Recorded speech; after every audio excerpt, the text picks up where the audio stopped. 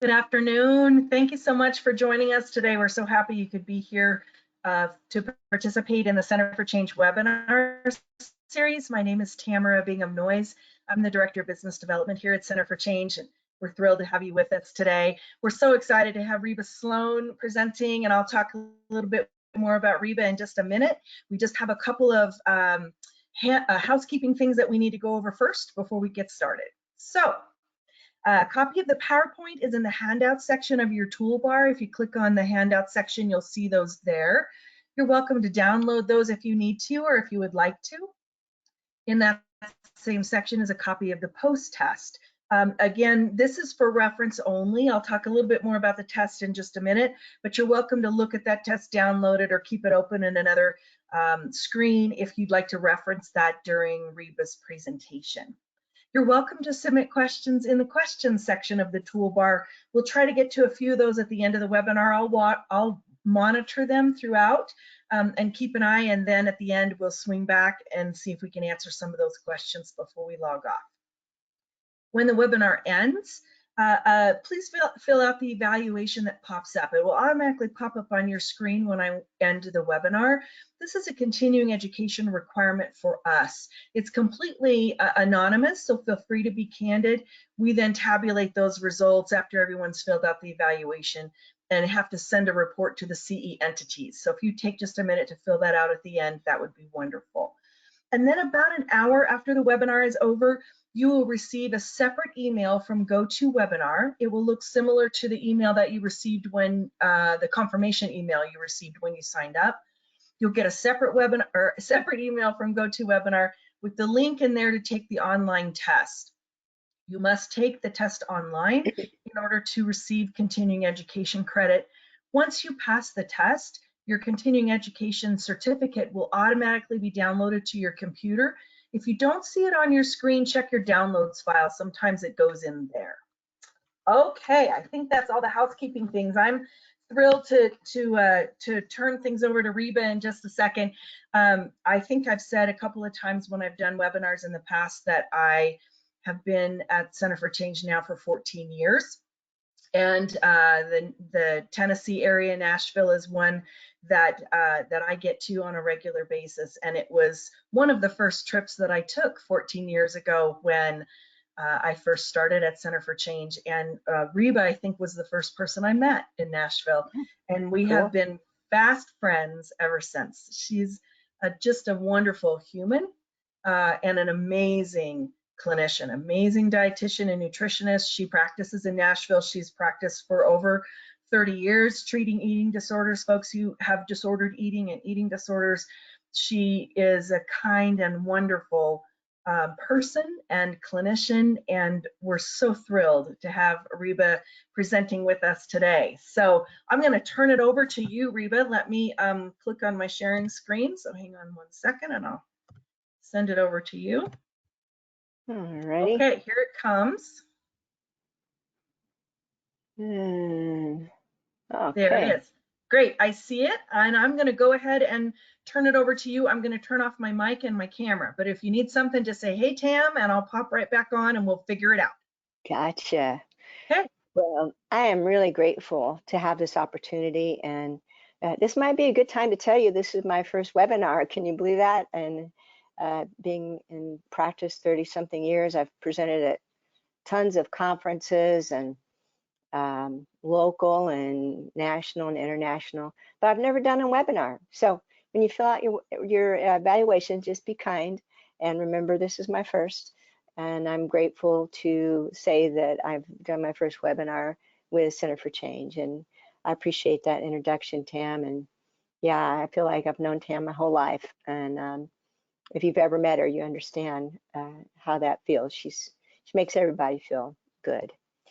So I am a real practical presenter, and I've heard so many wonderful presentations from the big legends in the field, you know, Beth McGilley, Margot Main, who all have been so kind to me and been mentored me in different ways. And I always think, man, they do such a great job, and They do a little more research oriented, maybe more science oriented. My master's is in behavioral counseling. And so what I've really found out from treating eating disorders is that that sometimes it's more about the practical. Oops, I'm sorry. There we go. Real practical steps that help my clients, and I really have developed some techniques that are certainly best practice based, but are a little bit more like what you do in the trenches, what you learn in the trenches. And so I hope what happens is you get information today that you literally can use today. And that's my goal with this.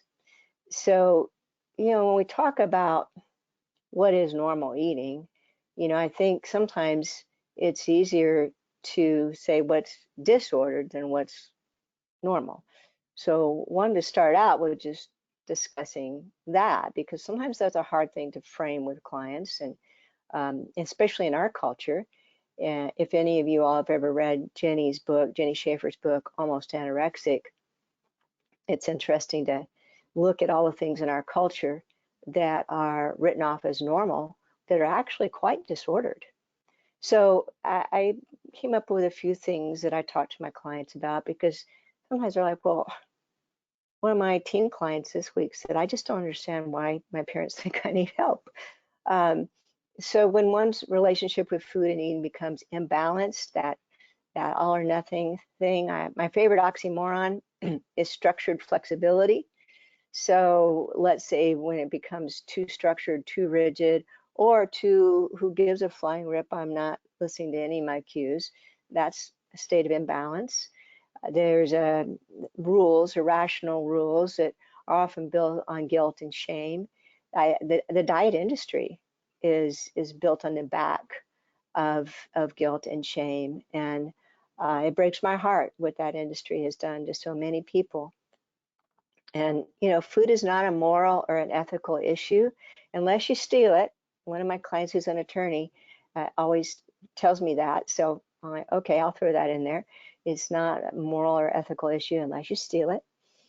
To disconnect from your own internal hunger, full, satisfied cues, it creates distrust and disconnect with those cues. And eating patterns that result in artificial weight loss or gain, and I'll explain that a bit.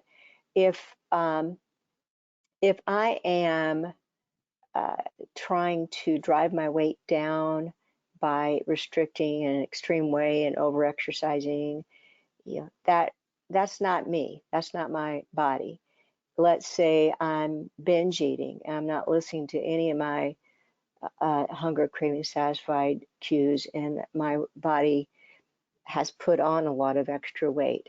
That's not the real me. So we know bodies can come in different sizes, but if they have gotten there in artificial ways that were not the real person, then that's disordered. So I love this little statement. There was a mall that was being redone close to me, and I saw they posted this. Every act of creation is first an act of destruction. I think they wanted us to be patient with the fact that our mall was going to be a wreck for a while before we got it back. And I got to thinking, I'm like, that's true. With our clients, a lot of times when we're trying to help them create a normalized relationship with food and eating and activity, there's so many things we have to deconstruct to help them then build that foundation. So I don't use a lot of clip art, so hey, I thought I'd throw one in there. So this presentation, as I said, is really, practical. Many of you know that I myself suffered from anorexia nervosa in the 60s at age 13, when they knew nothing about eating disorders. So there's a little bit of my excuse me, personal experience. I was telling Tam that ragweed is high in Nashville. So I have a scratchy voice. and I apologize and have slippery elm bark and water, but I have a scratchy voice today. And then my research and training. So a lot has gone into this, and some of it is just what I learned in the trenches. So when we think about how destructive these eating disorders and chronic dieting, how that interacts, it just creates chaos. And so the first thing we want to do, of course, is make sure there's nutrition rehabilitation, as we help somebody normalize their relationship with food and eating issues. And this is hard, but when my clients come in and they say they would like to have help to get out of their eating disorder, and I tell them, well, first thing is you can't be pursuing weight loss and normalizing your relationship with food at the same time. And, they want both. I had a client that contacted me last week that wanted to book. She was up front with me. She said, I've suffered from an eating disorder for a long time.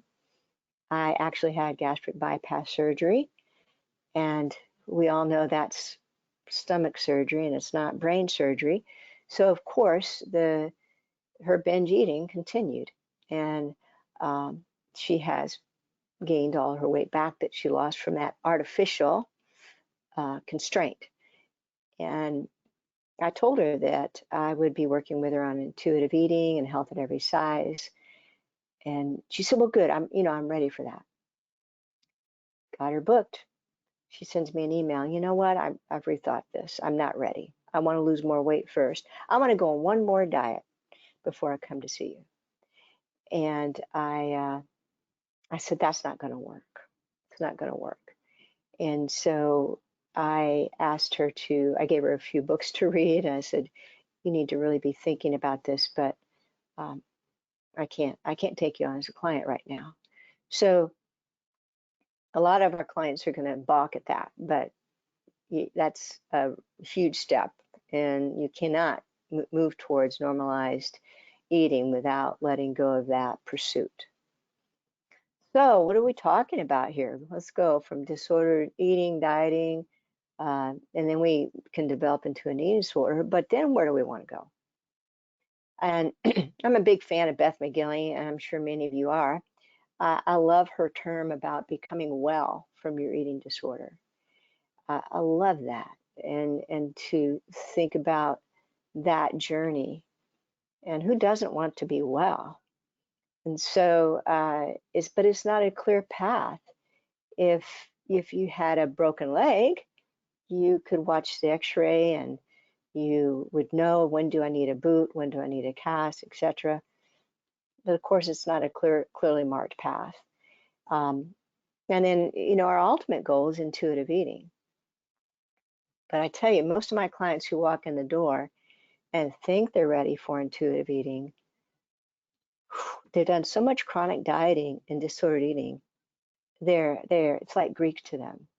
They like the concept, but they're just not ready. So I believe that we have to deconstruct some of the things that might be keeping them from being ready and work on normalization first before they can become truly intuitive. And it's so weird to think that you have to teach somebody how to become intuitive with something. We think intuitive should be intuitive, like breathing, but our relationship with food and eating is so complex, and then you throw in all the things that have made it more complex, that I think there's a little work to do before we can go there. Oh, excuse me, there we go, okay. So we want to look at just the principles of intuitive eating to start with, and you see the first one.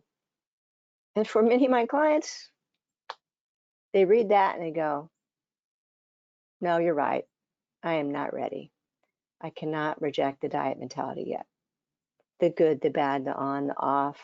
I just can't. I can't let go of the idea that there's a perfect way to eat or a perfect body size. So most of you have seen these principles, but I just wanted to put them up there and say that first one is why I actually started thinking about this presentation. So those are our goals eventually. So it sounds great on paper. And there are treatment facilities, including Center for Change, that implement intuitive eating at a higher level of care. And that's great because you have so much support and um, structure within the confines of intuitive eating even. But in real life, there's some barriers we have to work with. And, barriers that doesn't mean that we can't go through them, around them, over them, but we have to acknowledge them. So chronic dieters or those with eating disorders, they're just not connected. When I have a teenager come in and the parent says, oh, so-and-so says she doesn't get hungry anymore. I think she's got to be lying because she doesn't eat anything. I said, well, there might have been a time where she might have been a little deceitful in what she told you. But at some point, when your body thinks you're in a famine, it wants to assist you and you get disconnected with those signals. Then there are those confines that we have. Diets, and we're going to talk a lot about biopedagogies, exchanges. Some of my clients come out of some sort of higher level of care, and boy, those exchanges, man, they can nail those exchanges. But they can't step outside of them, or they can't eat something, let's say like lasagna, and they just like, oh, wow, well, how does that fit? That's not intuitive. Parents can sometimes be an issue, and then their eating disorder, or straight up the food police. So I think in some ways, before we even think about conquering eating disorders, this whole idea of rejecting the diet mentality can be the higher mountain to climb. And it's the one we have to tackle first and foremost. I have clients that will tell me, I don't even remember when I could last have a normal thought about food or eating or body image. And so the concept of trusting their own signals, it's a foreign concept. And then they've adopted the body hatred and self-loathing that's come with years of living this dieting culture, or these subcultures like ballet, modeling, gymnastics. I know you all heard, was it last week or the week before, huge discussion about Instagram and Facebook. We all know that, how it can complicate someone's self-esteem and the way they see themselves. So that's all real life. And if you are in a situation where you don't have access to any of that, sometimes it's a little easier to work towards intuitive eating. So they just have zero desire to take care of themselves because of the hatred and so forth, and they don't trust themselves at all with food and eating. They feel like if they're not walking a tightrope and they're not being contained by something, points, rules, that they'll go ballistic. And of course, we all know that's the opposite, that the more rigid you are, the more likely you are to go into compulsive binge eating. So that's a barrier we have to help them work through. And then, okay, true confession, Tam, I threw in 2 extra slides. I'm so sorry. I'm playing, I know, Video Bermudas here. He always adds slides. But I wanted to mention this, that sometimes our clients' our clients or patients, their temperament, their personality traits can be a barrier. And I love this research. I love this book, by the way, Personality and Eating Disorders. It's a good one to have. Oldie but goodie. But they talk about that the prevalence of personality disorders among eating disorder patients can be somewhere between 21 and 97%. That's a huge variance. But, that can be a challenge if we're talking about OCD or bipolar. There are, definitely, there are people who have high rigidity, high restraint, and there are people who have low restraint. So we have to consider that as a challenge.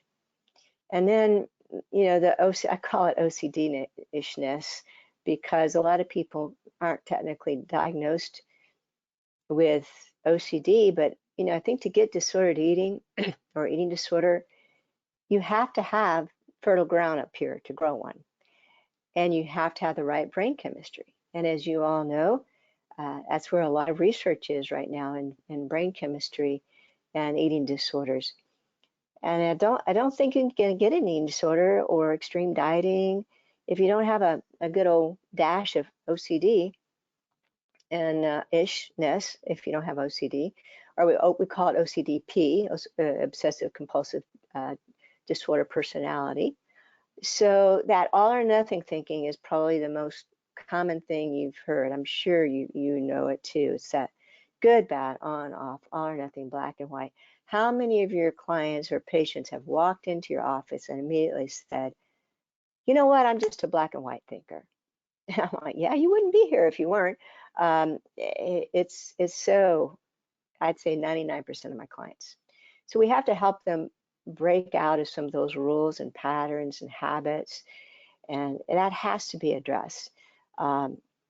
Jenny put one of my quotes in her book, and I'll say this: I think for full recovery to become totally normalized, and we'll talk about what that means more, but you have to put out all the embers, or else there's going to be a forest fire later. And if we haven't helped them address some of their OCD-ish patterns and rules, they may think it's normal, like have to eat things in certain order, or I can't eat before X number of o'clock, 5 o'clock, whatever that is. That's not normal. And then here's something to consider. If we understand the research connecting genetics and eating disorders, and I hate to say this, but there may be some people that are never fully able to integrate intuitive eating as part of their recovery. And that could be the strong genetic tendency towards that rigidity, lack of cognitive flexibility. But it doesn't mean they can't have a great quality of life. And I've got a few clients right now that are doing very, very well. They're in their some of them are in their 60s. And I've got a feeling that they're going to be recovered, but I think they're still going to be wrestling with trusting themselves. And it doesn't mean it's going to control them, but it's still going to be a wrestling match. So this is what we're up against. Redefining normal eating. Well, here we go. 10 best fat-burning foods. There are no fat-burning foods. Stop reading stupid lists. But everywhere you look, there's a list. And this is, when I had anorexia, misinformation was hard to come by. I got my hands on it somehow, but everywhere we look, and my clients get frustrated. They're like, man, my roommates are dieting, my parents are dieting. It's exposure therapy. Our whole culture is dieting. It's everywhere we look. Here's another one. Chocolate doesn't make you bad. Salad doesn't make you good. Remember this. What you eat doesn't make you a sinner or a saint. You got to stop tying your self-worth to the foods you eat. But is that the message our clients get in our culture? Clean eating. Unfortunately, even some people in the dietetic profession talk that way. No, it's that's what we have to work with. So those are some examples of biopedagogies. You may have never heard this word before, but it began with discussions on this war on obesity, and there was a lot of. I started in the 80s, fear-mongering, false science, body hatred, and there's a lot of research about this. That this hyper-focus on fighting obesity has created these forms of disciplinary practices that are now presented as mores and values, how we must live. don't ever eat sugar. It's a neurotoxin, or gluten is so inflammatory, and they are ingrained into our culture. So once again, destroying to create. It's interesting that humans are the only animals that are subject to cultural evolution, and that's definitely affected the predominance of dieting and disordered eating. In the 60s, I'll have to say, Twiggy, you all might have heard of her, uh, dieting really, really kicked into high gear in the 60s. We had all kinds of influences there. And so cultural evolution has continued to kick that in, highly influenced by our cultural norms and values. If you think about what the ideal body type was, let's say in the 40s and 50s versus afterwards, it's changed. So we can't ignore the cultural society norms impact that our clients have to face. And we need to talk to them about that. And we need to be able to educate them and to help them be able to live a recovered life, a normalized life in a crazy dieting culture, because our culture is not going to change. And I have a client, college students want to change the world, right? Who marched into my office one day and she said, there is just no way the diet industry should be allowed to exist. It's built on failure. It makes women hate themselves, blah, blah, blah, blah, blah. And I'm like, go for it, man. If you can put a 60 to $80 billion a year industry out of business, more power to you. But I think you better wrap your head around the fact that you're going to have to be able to put a filter up here and to be able to continue to pursue a recovered life in the midst of swimming upstream in a dieting culture. I bet no one has heard of Lulu Hunt Peters. When I was doing a little research, I wanted to find out when calorie counting actually started. And I stumbled across Lulu Hunt Peters, and she was clearly a pioneer, trailblazer in biopedagogy. So think about being a female physician in 1917. You would have to come from an affluent family, right? Well, affluence in the early 1900s was shown by having a larger body, because, it showed you had enough to eat. And Lulu was at a higher body weight, and World War I was going on. And somehow, some way, she started thinking, well, those poor soldiers in Europe are starving to death. And, calories are energy. And if I have extra energy stored here, somehow I'm doing a disservice to the poor starving soldiers in Europe. Don't ask me how she made that connection. But she decided that counting calories was a moral and patriotic duty. She put together this book, Diet and Health with a Key to Calories. Look at the bottom there. Watch your weight. Does that sound familiar?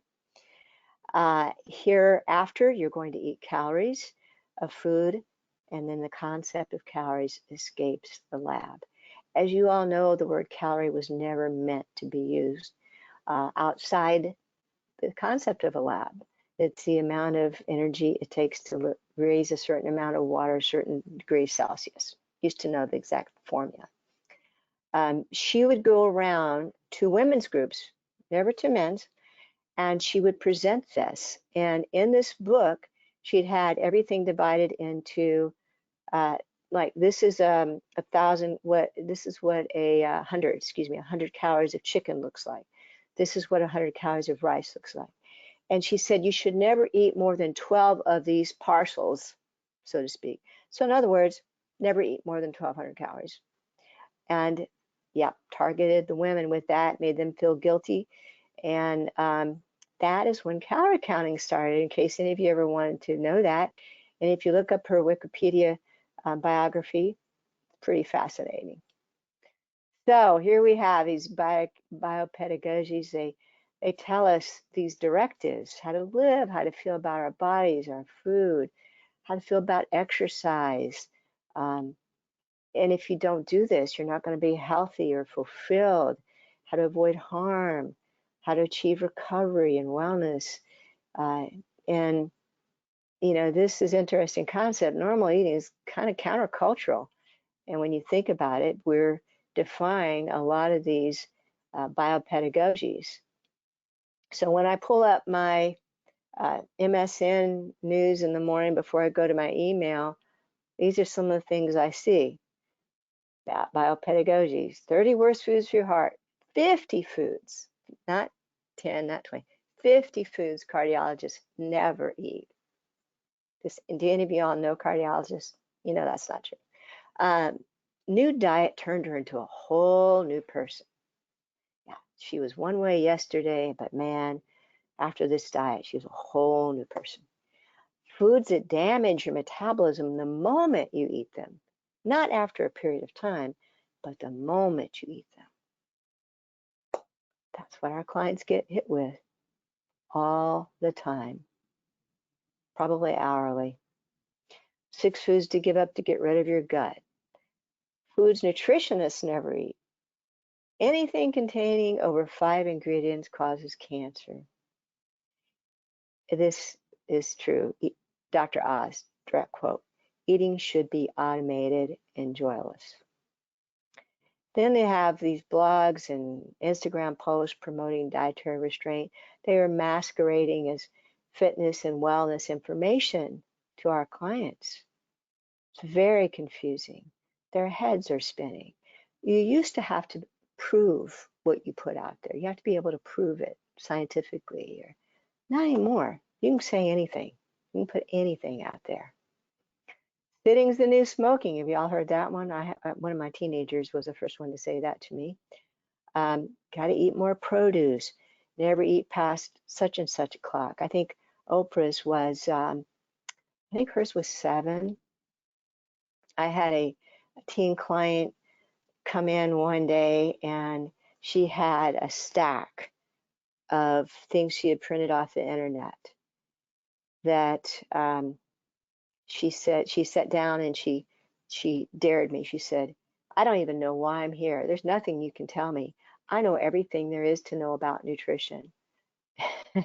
And I saw her stack of stuff. I said, well, you know, maybe, let's just see.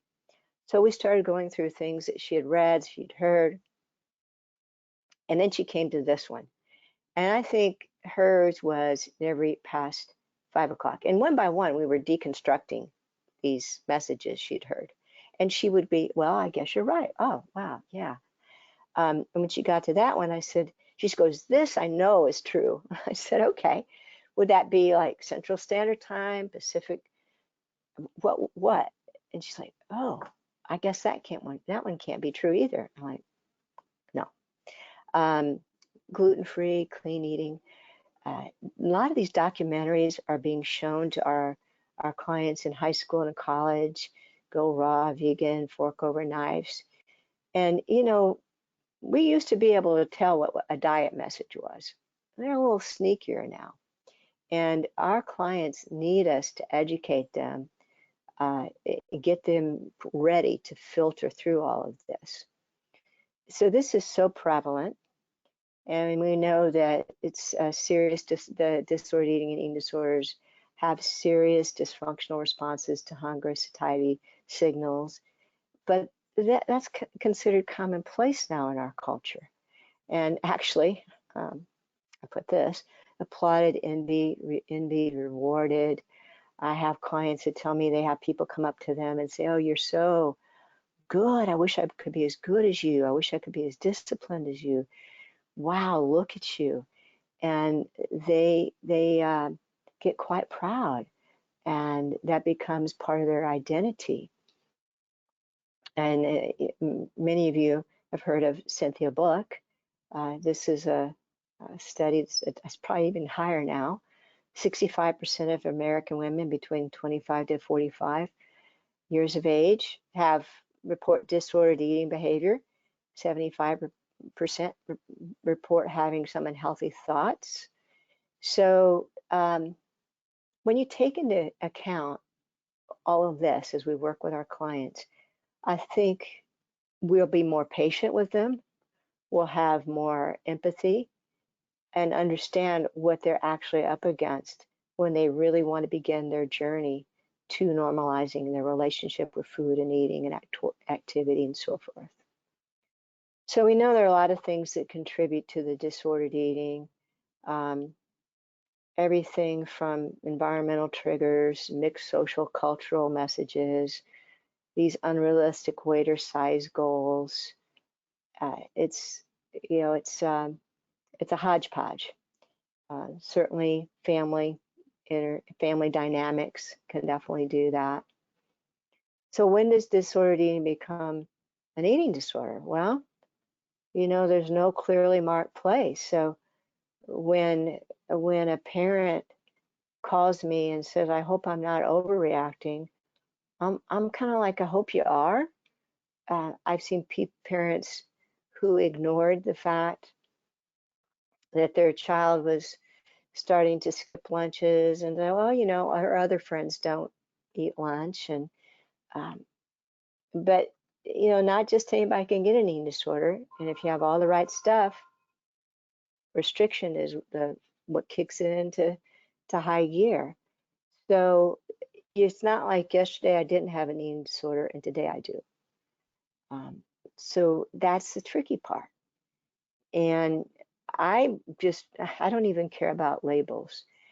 Even just disordered eating can rob you of peace of mind and quality of life to the extent, it's very close to what my clients experience that have a technical diagnosis of an eating disorder.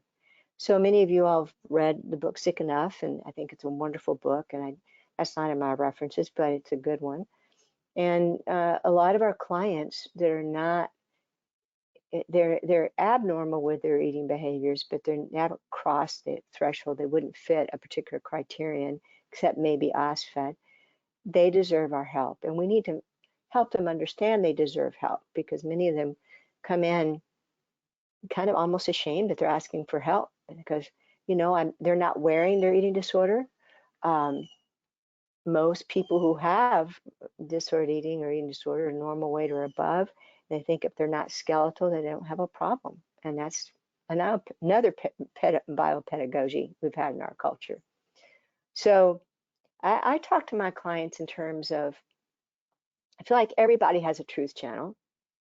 They're all bright, and I've treated registered dietitians who have eating disorders. I've treated physicians, I've treated nurses.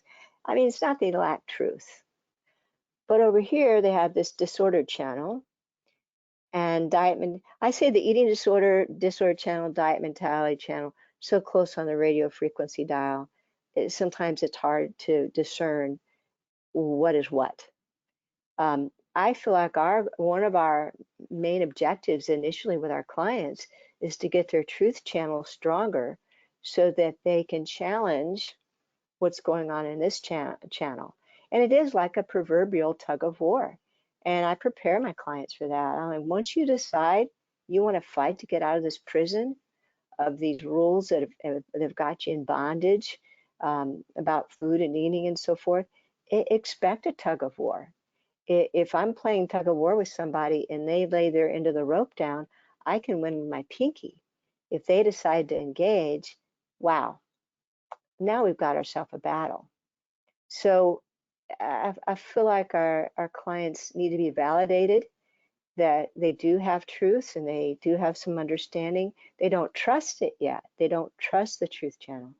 They're too aligned with this other channel. Many of my clients have been to practitioners that they felt talked down to them and didn't acknowledge that they had some understanding of these facts. So I believe that's really important in making a therapeutic collaboration connection with our clients. So where do we begin with this? Well, think about how you would define normal eating. Do you have a concept? How, why, when, what? Um, do you know where you got that concept? And I often ask my clients that, and um, most of them say they don't know anymore. But they have some social, cultural, familial impact on what their concept is and how they feel about food, eating, exercise, body image. I have a client who, when she was growing up, her father is she's a Latina, and her father always told her that she was going to have to be careful or she's going to have a large body, and he would make her exercise, and so she had a disordered view of that, um, and acknowledge the challenges that they have. It's don't sweep that under the rug. We do live in an absolutely crazy culture, and there's so many tendencies to compare, and socially, and I think that's where social media comes in. We want to define their level of body self distrust, see where where they trust their body or where they self uh, trust themselves with food. And many of them feel like their body is just not to be trusted, or that they couldn't have foods they enjoy in their house because they would go ballistic. So trying to get an idea of those issues can help. And way back when the American Dietetic Association was called the American Dietetic Association, we know that dieting and dietary restraint is not benign. And when I tell my clients I believe in full recovery from disordered eating and eating disorders, but what that means is you've got to swear off dieting for the rest of your life, because I've never encountered anyone that had any type of eating disorder or disordered eating where that first domino that fell wasn't dietary restraint of some sort. It wasn't always about weight loss, but some sort of dietary restraint. I'm sure many of you have read the Ansel Keys study on semi-starvation. All my contact information is on that first slide. I actually have a 5-page summary of that 1,000-page report that I would be glad to send to you if you want to email me. And if you don't know about that study, it's fascinating. And when I send it to my clients, they think it's a study on eating disorders, but it's not. It's a study on what happens to the normally functioning brain when it senses that it's being restricted or semi-starved. And Ansel Keys did this study in the 40s. You'll find it fascinating. And then we know that the U.S. Federal Trade Commission suggests that diets have at least a 98% failure rate. Our clients need to know that. We know that dieting is the #1 contributor to eating disorders. There's a lot of good research in the intuitive eating book, on Evelyn's intuitive eating book, on some of the studies at UCLA, long-term studies showing that dieting is the #1 contributor to not only disordered eating and eating disorders, but actually to weight gain. And there's the research there, but there are many more studies listed. So, okay, what is normal eating? Well, I think the simple definition is that it's eating that doesn't cause chaos in your thoughts or behaviors with food. It doesn't make you start thinking when you get up, what in the world am I going to eat for dinner? Or I ate this at breakfast, so what can I eat at lunch? It doesn't make you worry that you have to go to a birthday party this weekend. It's a relationship with food and eating that's not guilt or shame based, that has no good or bad categories. Now, this is an interesting tap dance. I believe normal eating, is thoughtful, it's connected, but it's not obsessive and anxious. And how can I be thoughtful and aware without being obsessive and anxious? A lot of my clients have, you may not know this, but about 25% of type 2 diabetics actually slide into binge eating disorder. And I think some of it is because their diabetic education has been given to them so rigidly. And so when we work with those clients towards intuitive eating and normalized eating, how can we help them be thoughtful and aware, but not obsessive and anxious? Normal eating needs to be satisfying and enjoyable, flexible, and I say occasionally disordered. And when I say that, I have clients that want to make intuitive eating another diet. They think they can get to the point where they never, ever, ever eat again unless they're hungry. And you know what? Sometimes you're going to have one of those days and you go, dadgummit, I want a chocolate chip cookie. And no, I'm not hungry, but I want a chocolate chip cookie. Now, if you every day use food to cope with your emotions, that's disordered. But remember, structured flexibility, oxymoron, sometimes you're going to eat when you're not hungry. So how do we help our clients move towards this normalized eating? I encourage them to think of it as a hammer and chisel process. Most of my clients have done enough dieting that they think it's a bulldozer deal. Like starting tomorrow, boom, I'm gonna have all my ducks in a row. But if I tell them, as long as you have your hammer and your chisel in your hand, you're doing well. It doesn't matter that I haven't used my hammer and chisel in a day or two. Hey, at least I didn't throw it down. So I'm still in the game. I'm still in the game. And to embrace the truth that there is no perfect way to pursue health or live a non-dieting lifestyle. I had a woman come in recently whose mother had developed Alzheimer's, and she had been on the internet and read all kinds of things about what she should eat or not eat in order not to develop Alzheimer's. And what this had done is it really isolated this person. Um, she didn't understand that there couldn't be a perfect way. Yeah, okay, eat fewer and fewer inflammatory foods, not zero. She thought there could be a perfect way to do this, and there's just not. And to be willing to examine their irrational beliefs that are influencing their feelings and behaviors, good old CBT.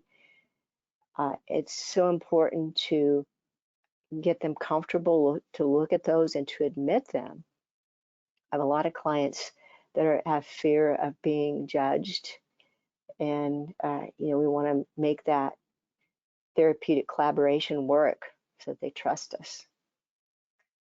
So we got to be, as we said, I think it's more of an art than a science to be thoughtful and aware, but not obsessive and anxious. So we let go of extremes. We're going for a healthy average.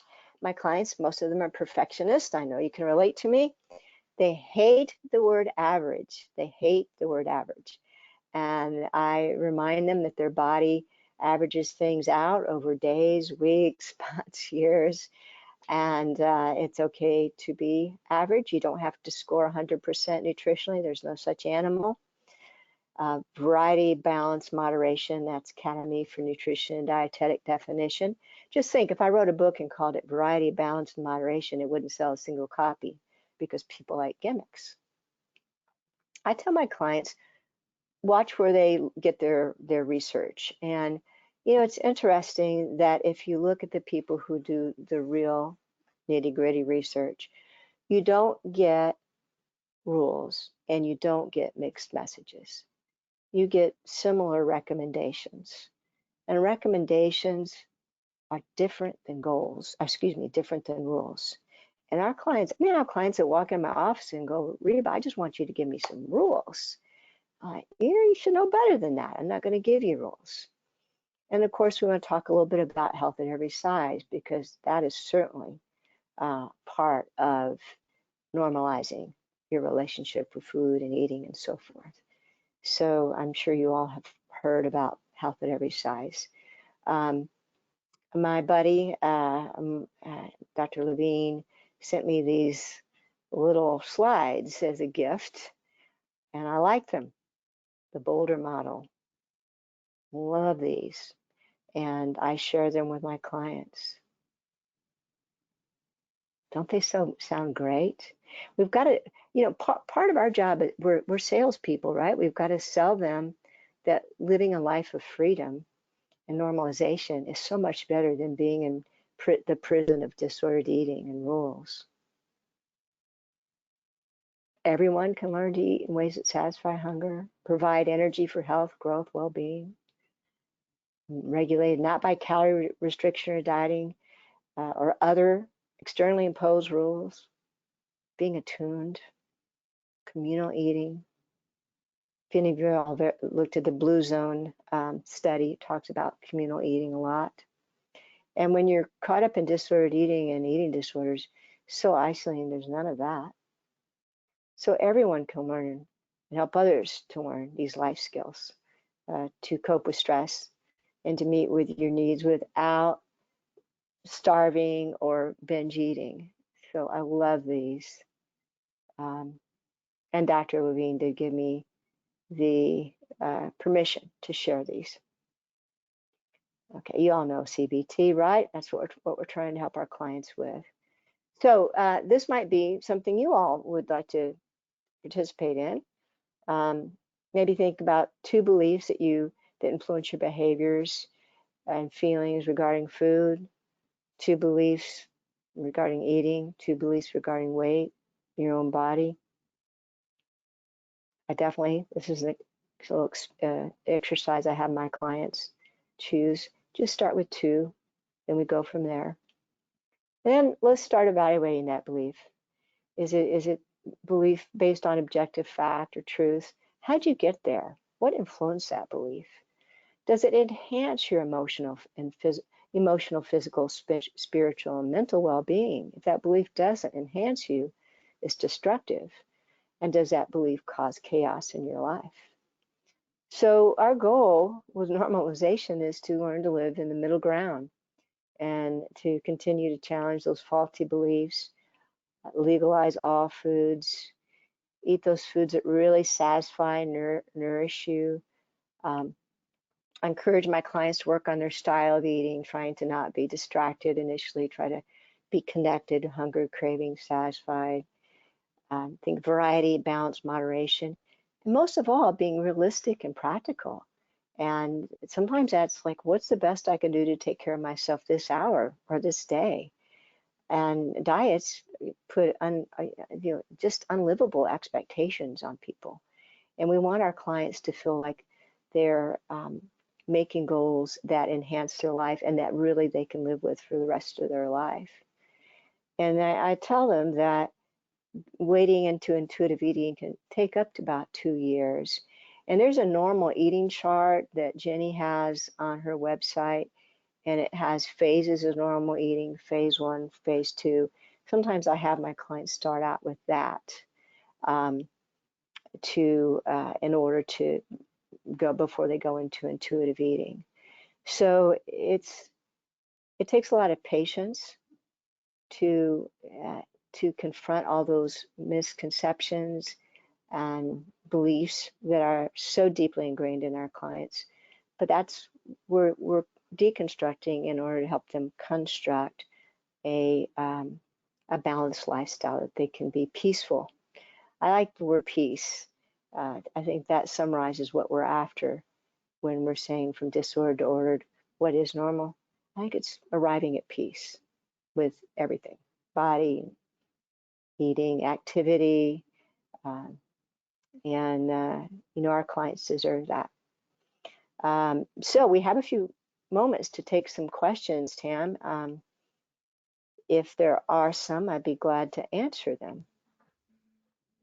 I'm coming, Reba. There we go. Okay. Yes, we absolutely have questions, and we'll try to get to some before we have to bail out here. So let me get to the top of my list. First of all, there was a comment from Lily that just says, "I've always wondered where calorie counting came from. Thank you." So you were helpful to Lily, and she appreciated it. Good old Lulu. Right. This question comes from Marjorie, and she says, "What is the minimum weight a person should be to start intuitive eating?" and maybe, maybe weight's not the exact right way. Maybe Yeah. it's more about, I'm sure she's asking maybe more about, is there a BMI? Is there a threshold of some sort that you would want to have happen before you start somebody on intuitive eating? Well, if their BMI is low, we know they're restricting.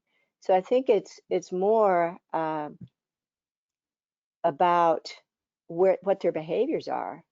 There may be a client that is a higher body weight that's not ready to go into intuitive eating. I have a lot of clients that way.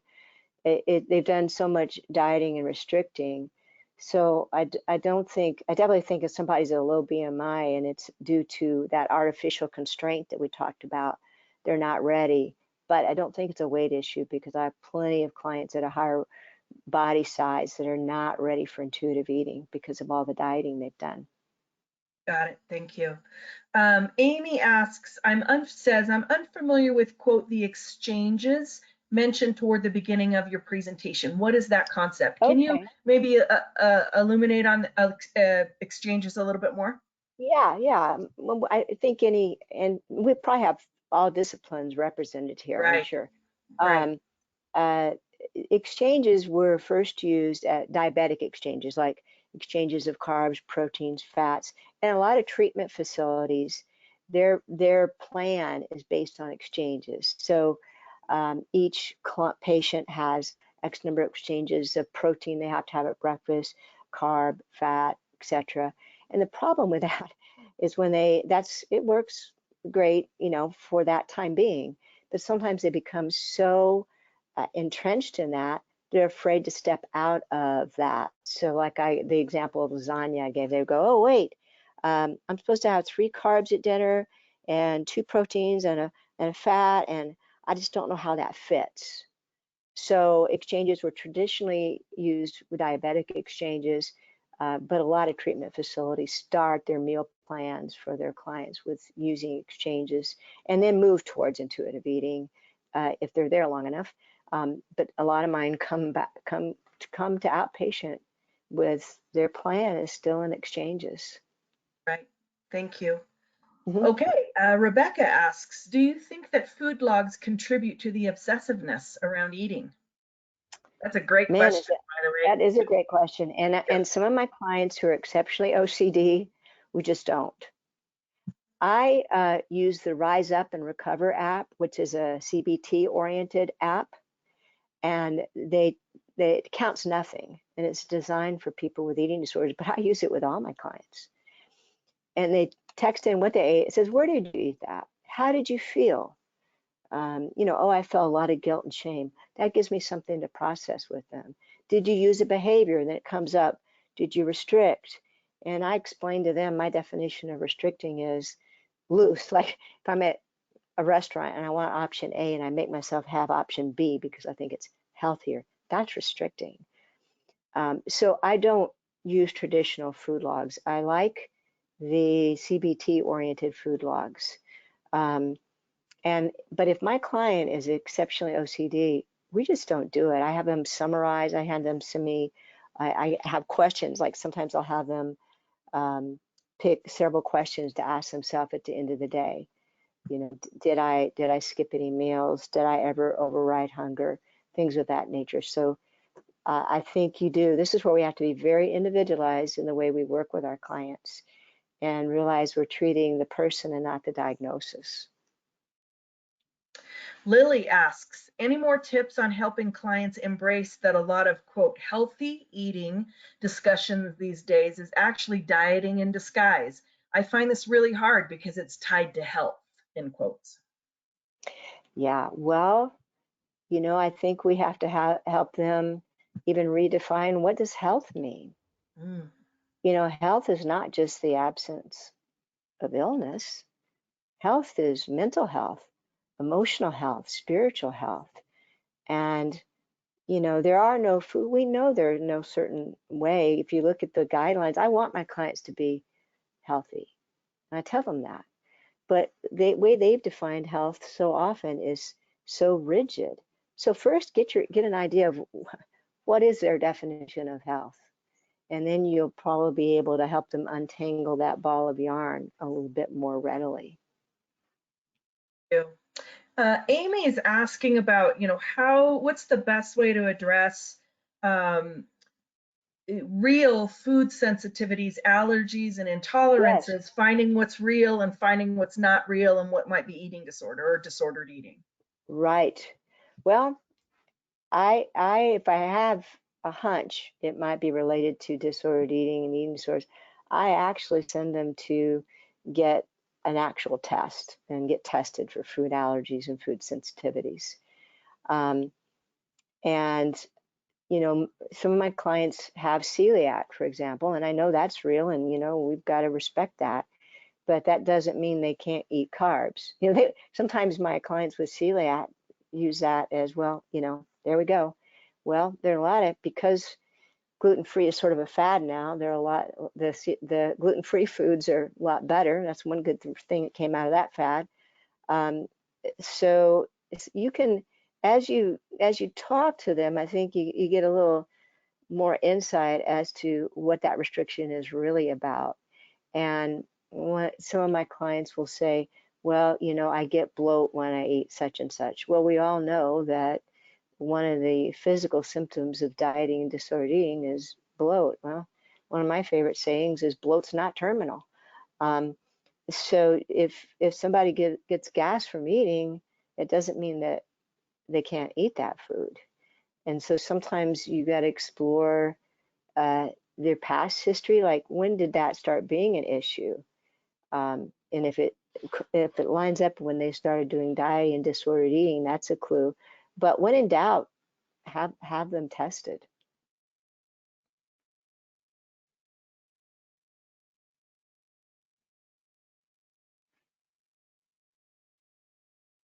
Did we get cut off? Sorry about that, Reba. Tamara lost connection. This is Shelly. So thank you for answering the questions.